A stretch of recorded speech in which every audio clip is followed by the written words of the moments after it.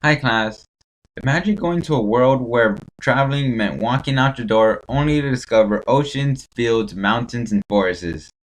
A world filled with new creatures and new faces. A world that can be easily accessed in the palm of your hand. I'm talking about Pokemon.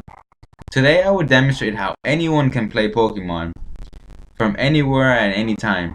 As college students, we want to go out and explore the world for our own, but with school and work, many of us don't have the time to do so. To play Pokemon is to travel and explore with convenience in mind. As a Pokemon master of all 6 generations, I am familiar with all 25 games and 731 Pokemon. First, I will discuss which game will suit your lifestyle best. I will show you how to play Pokemon on handheld devices and PCs, and third, I will give the basic physics of the game. So let's discuss before anything which game you should be playing.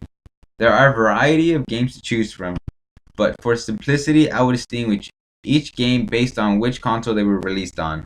This includes Game Boy, Game Boy Advance, DS, and 3DS. For those that like the simple gameplay, the Pokemon games released on the Game Boy will be a perfect fit. The first of its generation, it makes players defeat 8 different gym leaders using only 6 Pokemon. It offers simple 2D graphics, which any 90s kid would enjoy. And for those that want a little more adventure, then the games released on the Game Boy Advance give just that. One can experience more vigorous battles and wireless local connectivity. And what that means is that it gives the player the ability to battle, trade, and exchange information wirelessly to your friends and family. If you're looking for a more devoted Pokemon experience, then the 3DS and DS releases are great for anyone already knowledgeable with the franchise. These bring a more interactive gameplay, meaning there's more of a concrete bond between the trainer and the Pokemon. One can feed, walk, and play Pokemon, and in turn this will make your Pokemon level up faster.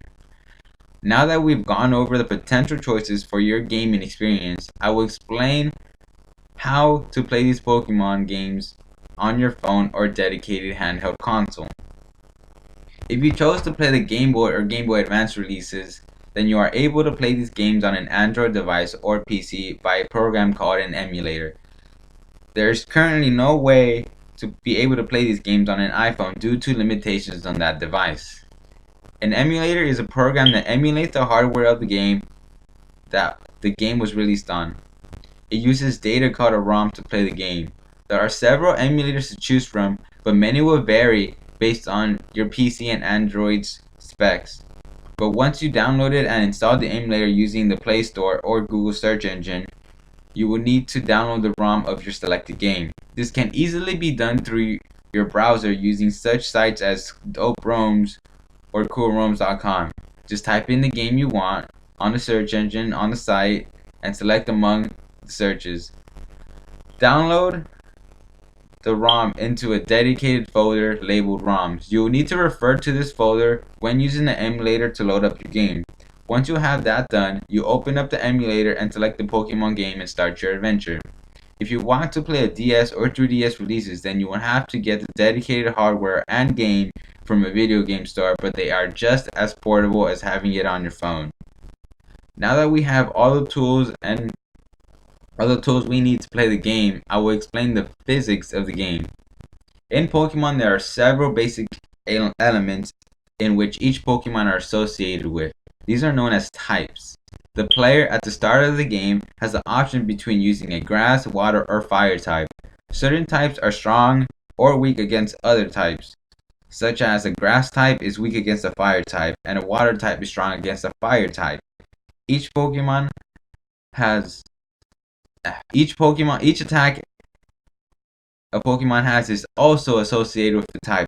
For example, the move Thunder is an electric type and will be super effective against the water type Pokemon. Not all Pokemon have to be a certain type to be able to learn a certain move. For example, you can teach a fire type some water type moves, but there are limitations. For example, you can't teach a Magikarp, a water type with no Pokemon, to fly. Now that you have the knowledge and basics on how to start your Pokemon adventure, nothing is stopping you from becoming the very best. In fact, the best there ever was. And as a 10-year-old kid in the midst of my Pokemon adventure had once told me, gotta catch 'em all. Thank you.